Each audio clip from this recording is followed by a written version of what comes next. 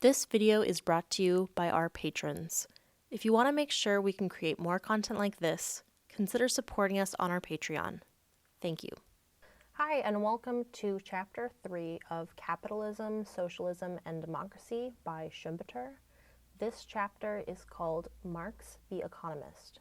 He begins the chapter by saying that Marx was not only a genius and a prophet, but he was also extremely well educated. Schumpeter praises Marx's ability to engage in detail-oriented analysis. Although it then becomes ironic that Marx went on to make sweeping claims about entire civilizations and events in history in his own analysis. But anywho, Marx's own flair and significance, academically and historically, often leads people to forget that Marx himself, as an analyst, had his own master, that master being Ricardo, from which much of Marx's work is influenced and derived from. Marx's argument begins from Ricardo's propositions. Marx learned about the art of theorizing from Ricardo. Marx used Ricardo's tools of analysis in his own theory, and problems in society or the economy that occurred to Marx through his intense study of Ricardo.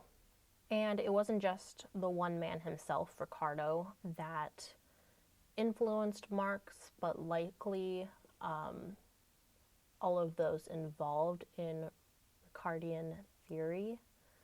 For example, there was a group of English writers that between 1800 and 1840 attempted to develop a labor theory of value, from which many thoughts and details were likely to enter Marx's later theory.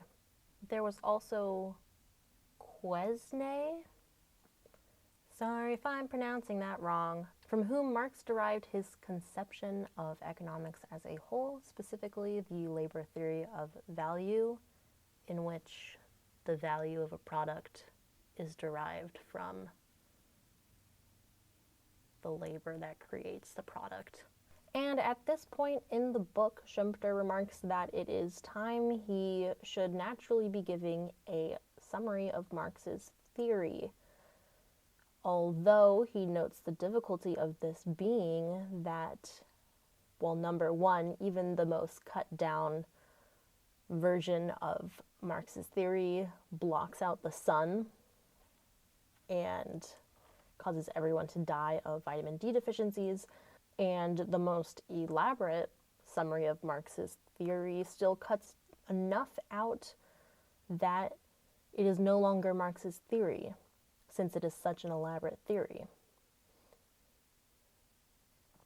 And that people will get really, really mad at you. They'll get really mad that you're not summarizing Marx's theory correctly. People really hate Marx summaries. The cornerstone of Marx's theory was the theory of value. This is, in all points of significance to the modern theorist, the exact same as Ricardo's theory of value.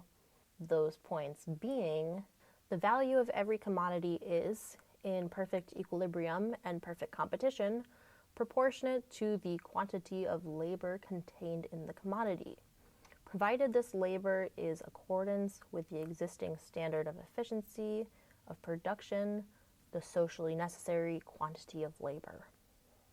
Both Ricardo and Marx measure this quantity of work in terms of hours. Both respond to the difficulties that arise from this approach in the same way. That is, Marx follows in Ricardo's footsteps, and neither one has anything useful to say about monopolies or imperfect competition. Both have the same responses to critics.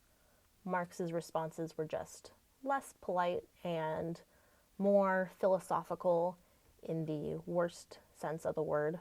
Everybody knows that this theory of value is unsatisfactory. In terms of actual economic analysis, that is, the theory tends to do, or always does, quite poorly. But why? Well, number one, it doesn't work outside cases of perfect competition.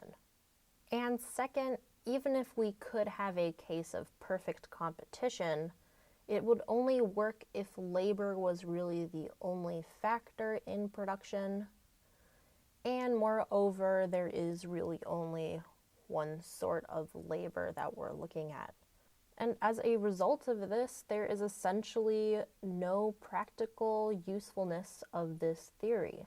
Now, notable, that doesn't mean it's wrong. It isn't wrong. It wasn't wrong.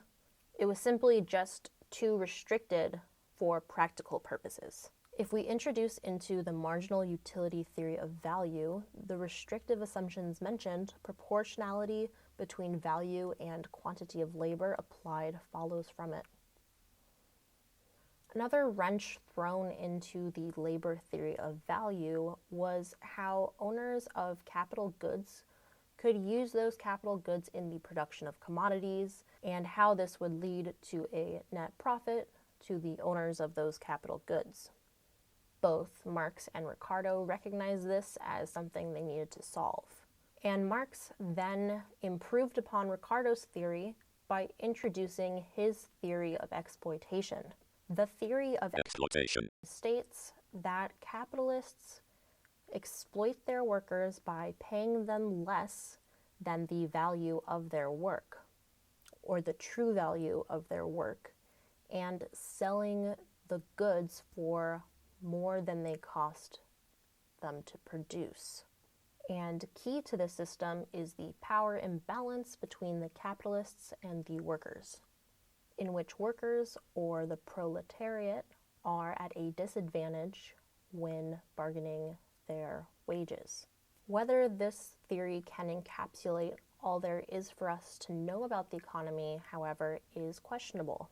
Marx deserves recognition and praise for acknowledging an aspect of capitalism that very few / no other economists of his time were recognizing.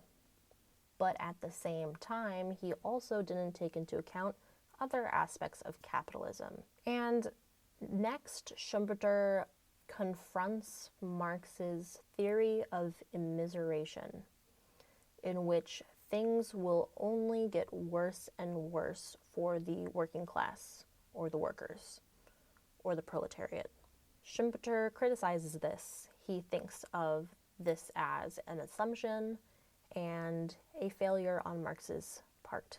Not that it can't necessarily be true, and hasn't been true in perhaps some cases or for some periods of time, but we must acknowledge that in cases where wages have increased properly alongside increasing costs of living, capitalist societies in many cases have succeeded in improving the share of wealth and the living standard of many, many people.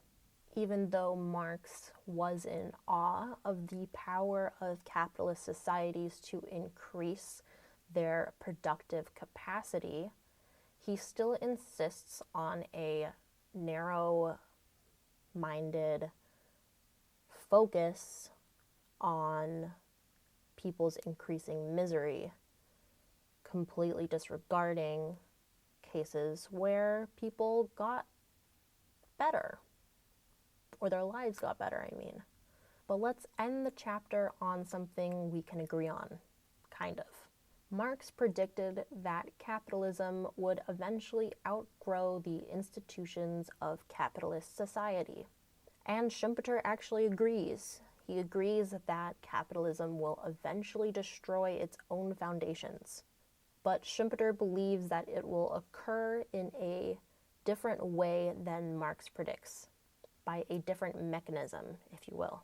And this is largely because Schumpeter does not think that this goal or endpoint could be achieved if capitalism only led to more misery. He sees it as going down a different path to its ultimate end. And on that note, we will wrap up this chapter. I hope you enjoyed it. Once again, I want to say thank you to our patrons, and I hope everyone has a wonderful week and stays tuned for our next chapter of Capitalism, Socialism, and Democracy. Thank you. Hey, do you hate all of the ads on our videos? Well, it doesn't have to be this way. There is a way out. We've decided that for every 10 patrons, we will turn off all of the ads on a single book. For example, all the ads on Das Kapital will be turned off. Currently, we're at 7, so if we just get 3 more, we can turn off the ads for an entire book series. And at 20, we'll turn off the ads for another book series. And we will allow our patrons to vote on which book gets its ads turned off. So if that sounds good to you, please consider signing up at our patreon.com/cbchapter.